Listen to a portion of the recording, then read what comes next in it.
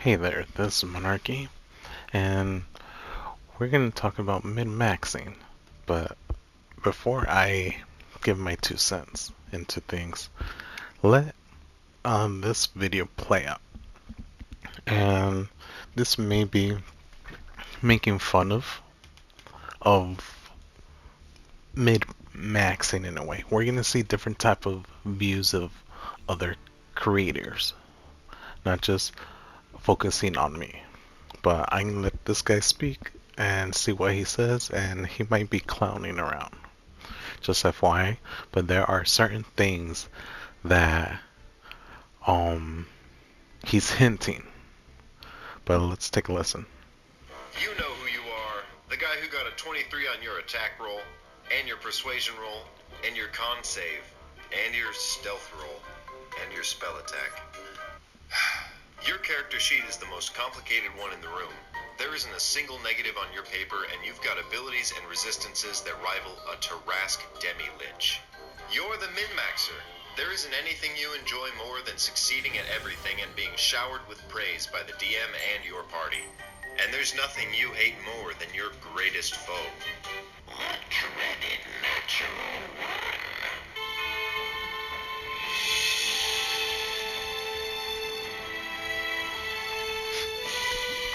Your 15 in persuasion can't get you out of this jam, and stealing that jewel-encrusted baby just might land you in jail.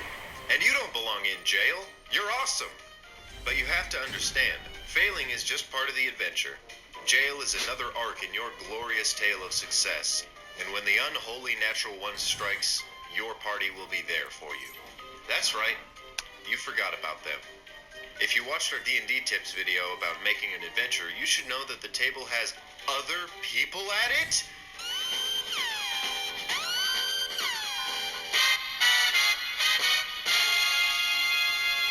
It's not all about you, even though we both know it is.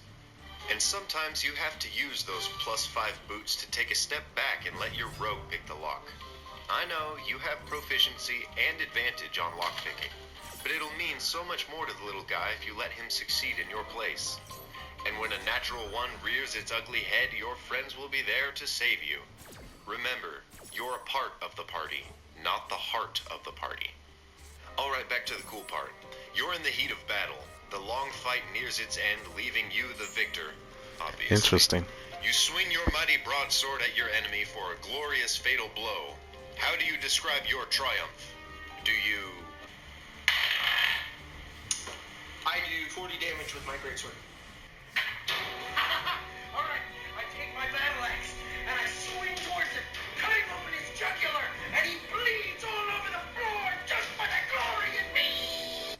That's right. Even when you have crazy stats, you still have to roleplay. Don't be an emotionless golem with a +10 in every skill. Use that persuasion roll to act your way into a bargain, not save 20 gold instead of 5. Now some of you are probably wondering, why do I fail even when I roll well?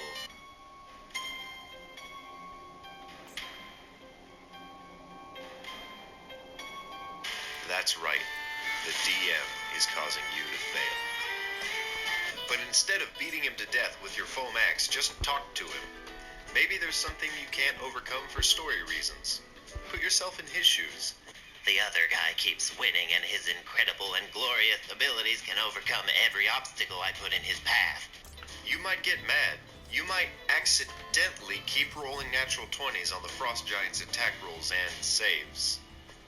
Now that's definitely foul play on the DM side, but to keep him calm, throw a bone his way every once in a while. Don't fight him when he throws a surprise attack at you or when a magic item curses you.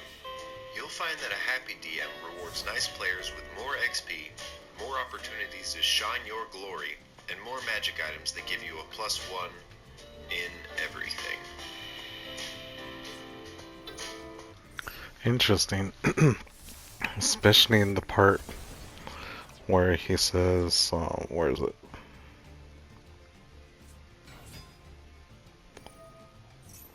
That you're in a party. Let's see where I can find that.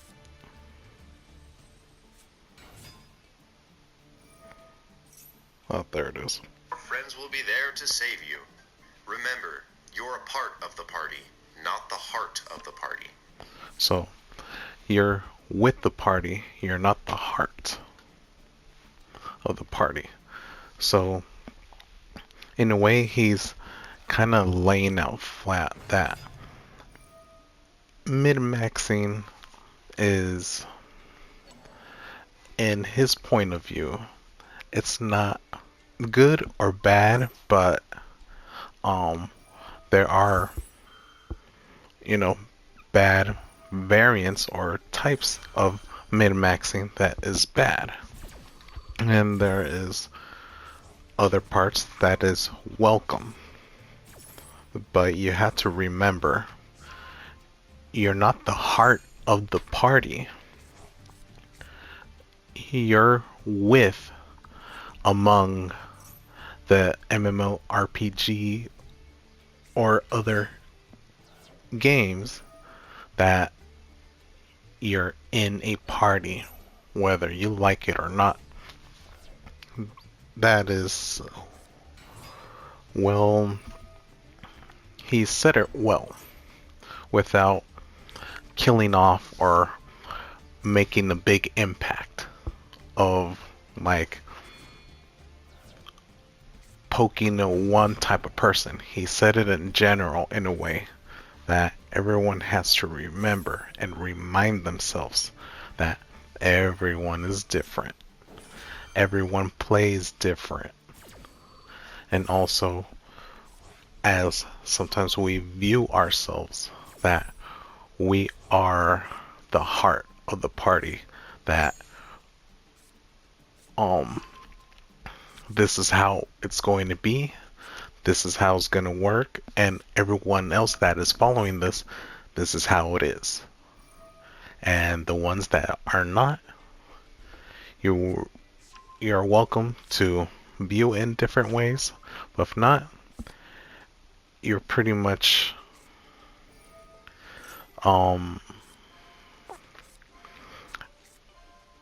doing it at your own, doing your own thing, and you might hurt the rest of us. Something like that. I don't know. But it pretty much says, this kind of speaks on its own, like NGS. That, like what I'm playing right now, Yu-Gi-Oh! Yu-Gi-Oh! You're the heart of the party. You're for yourself, against with another opponent, regardless if I'm losing or not. Especially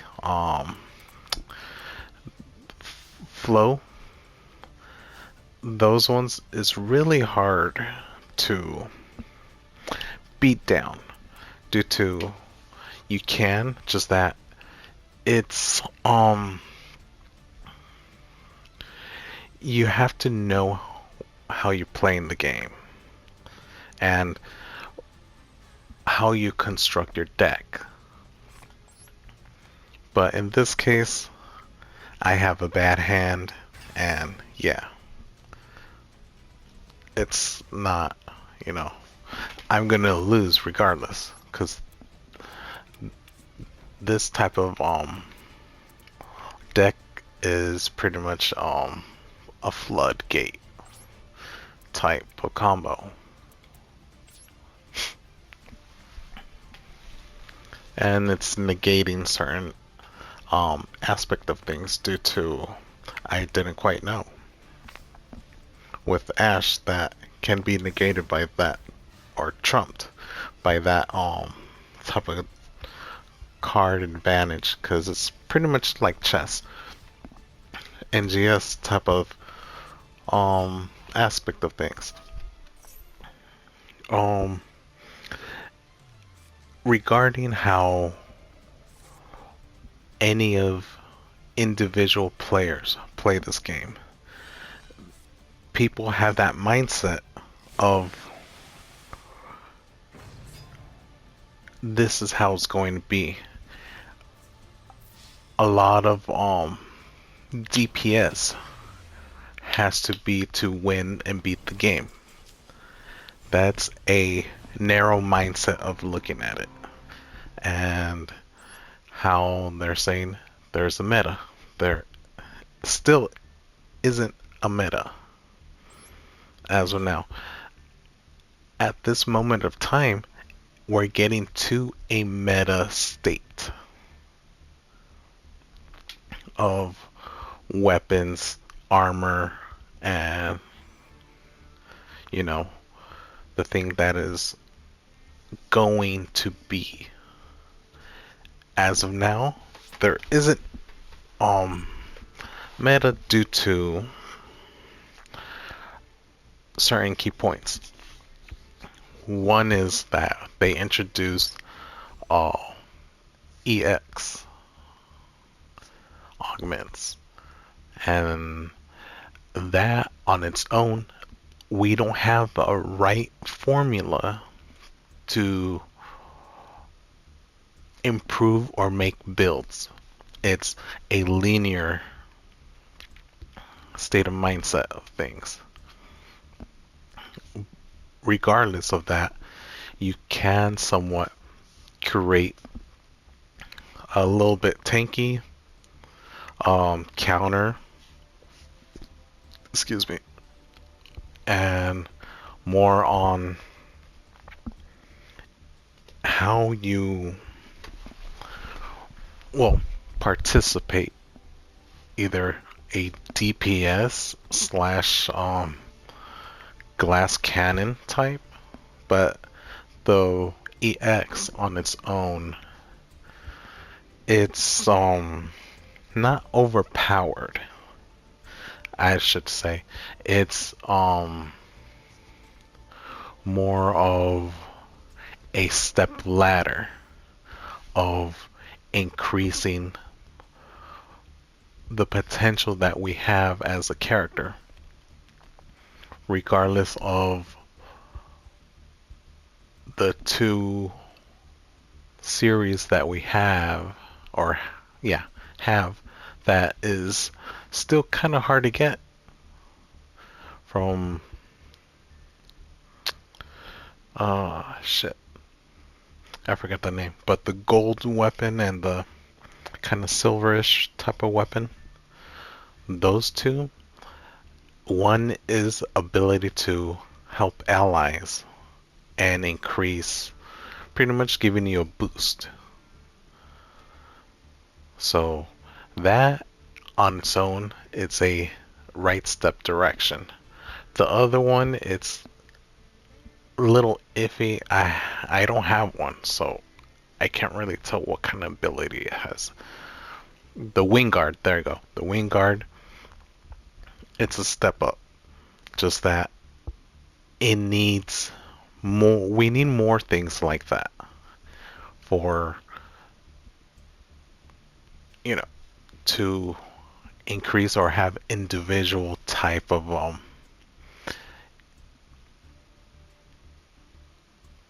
area that we're right now in the gray area. So this gray area of Sega putting crap that we don't need right now. We need certain features, and features that improve the whole genre. But going back to mid-maxing, mid-maxing, it's a hit or miss type of topic due to, like I said previous, it all ends up on Sega's input of things, how they put stuff into the game, how they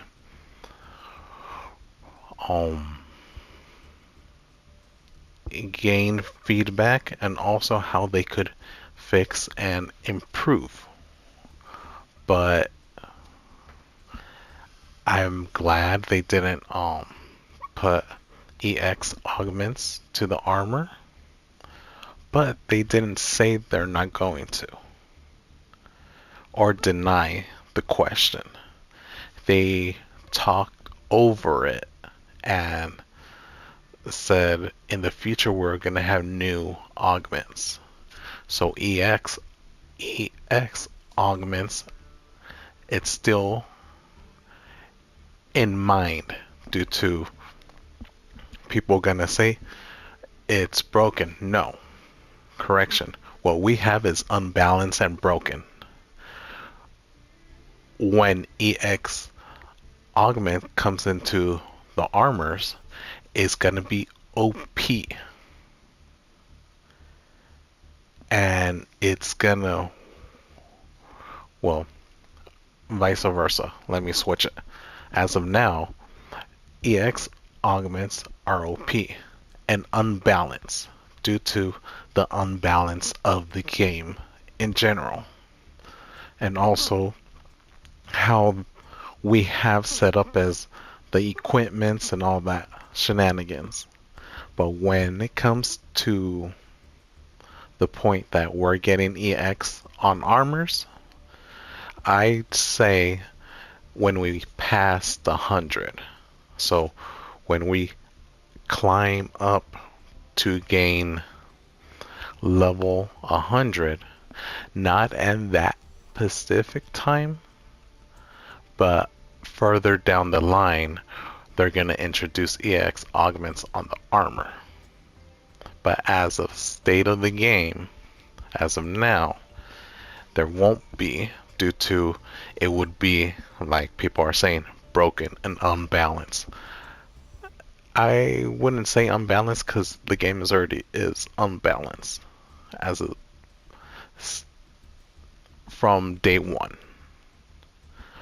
And they've been fixing little things here and there, but they haven't fixed or improved certain things. And like people complain and whine about on this is overpowered. They started with Katana, Braver. This is overpowered, and this and that. And with that in mind, people like that, they want to have a better experience of mid-maxing. And just to close off, mid-maxing is not just for anyone, or could be for anyone. But this in mind, mid-maxing doesn't exist. There's two types of gameplay. Mid-maxing, it's another word of a certain type of style, which I can go into right now. There is casual play, that people that take it easy and have a good time. And also, they're not going to the high stakes that I need to get everything. I need to get this, I need to get that, or get so much money as packing that into a certain place and hoard it and hoard certain things for the end game. That's not how casual works. It can, but you're doing it casually and taking your time. That's why I said there's a rabbit in the hare. There's no other in between rabbit in the hare. You're either one or the other. You're either a boy or girl, or you have a bike or a car. You know, things like that. It's you're one or the other. Not going to politics or what's going around in the world. I'm just trying to you guys could get the concept of things. It's like my deck, for an example. What is my deck of Yu-Gi-Oh, so to speak? As of now, this is a gimmick structure that I made up and kind of saw people doing Ash and Snake Eyes and a little bit of this, but I tweaked it enough that works for me and how I like to play. So it's a gimmick, there is themes, there's archetype, and there's gimmick decks. So mine is a gimmick due to I have the original horse. I could add 3, but 2 seems more comfortable for me, and 1 of the Black Flame Dragon. So how this gimmick works is pretty much of baiting and switching and trapping. And this is more of a control deck of what you're trying to do, what the most players actually do. So let's find out another player. So I've been testing and haven't been playing well. But let's see. That's just a copy. Okay. For I believe this is Sky Striker Ace. Pretty much they took their playstyle is kind of like a control, but comboing off due to this is the main thing that they need to combo off and doing this or whatnot. So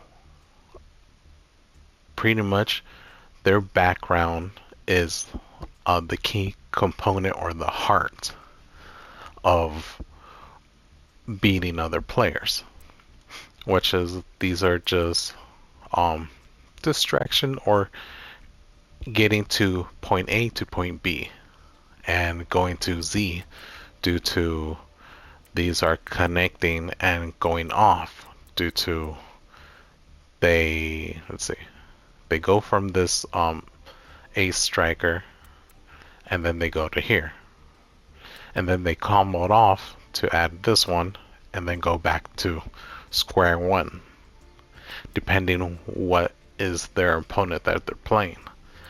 And they could easily use Raigeki, Harpy's Feather Duster, and take control of the other player's monster. That's pretty much how Ace Striker works, is taking control of the other player monster to get to whatever combo that they want to get into. Probably getting SP. And their boss card, Code Talker. But also this is kind of like their boss monster too.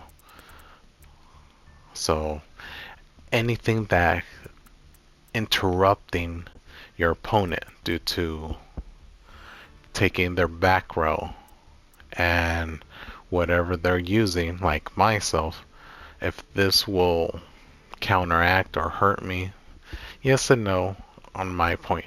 This may hurt me on my deck, this may hurt me, and this type of comboing off. But mostly if they take control. It all depending on the situation and the timing. So pretty much like NGS type of things, everybody trying to min-max and getting to a certain point. Like if they have a builds for farming, they have builds for doing a limited time quest or urgent quest, and you know, for Maceta making or SG, so on and so forth, and just to grind and all that shenanigans. They're taking away what is important. So casual play, like you don't really care of meta, like in this game, you could pretty much just use any let's see. One of my favorites, Black Rose Dragon. You could play this casually and, hope for the best. You win some and you lose some. That's pretty much how this deck plays. And I probably need to take that one off. And add this. So this is more of a casual play. But you're going to have some challenges when you're competing PvP. So going back to NGS, you're going to have challenges. And not every monster or limited time quest or urgent quest or the main mission or whatever it is, events, that you're going to have a struggle. And you're going to like that struggle because you wish you're like, oh, this is hard and it's tough. The other people are saying it's easy due to they are, let's take away min-maxing and replace it with hardcore. Hardcore is mostly what you're doing is you're trying to get ahead of the game and get everything to the maximum level and to the point that you cannot increase your level or your battle power. So you're in a gray zone. You cannot improve or increase. You cannot improve yourself because your mindset is win, win, win, win. Casual is like win or lose, don't matter, but I want to enjoy the game as much as possible. Hardcore is not enjoying, but getting your fix of succeeding and winning. That's your pleasure of in getting things done. So that creates, or the illusion that creates, that you like that type of style of play. So people dumbed it down and change it up a bit and call it min-maxing. This is a modern way of thinking of how can I, like for this deck, how can I make it less casual? What is the current thing that people are playing right now? How can I tweak it or fix it in my way? So pretty much the only way you're gonna tweak it or improve this is taking out Black Rose Dragon cards and add just Brandon, Kashtira, and Horse. Or if you want to add Snake Eyes, then, that gimmick deck that where is it? Better, whatever. I believe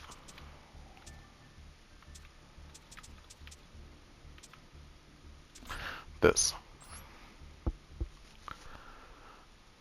This one would be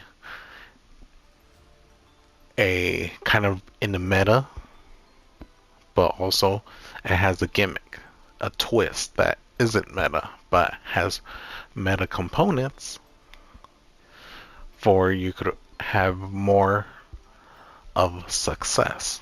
So people gonna min-max and improve this, and for they could have a higher percentage and keep on min-maxing and gaining gems in Yu-Gi-Oh content. But in NGS content, you're increasing your currency, but also gaining certain items and flowing it to the market system. In the market system, it's a unbalanced system, and it's to the point that it's broken due to they, from base NGS, they took it off. Sega took it off by hearing the players that they shouldn't done it in the first place. But like I said, and how for it could improve, I already said it so many times. You need a farmer, a seller, buyer, and trader.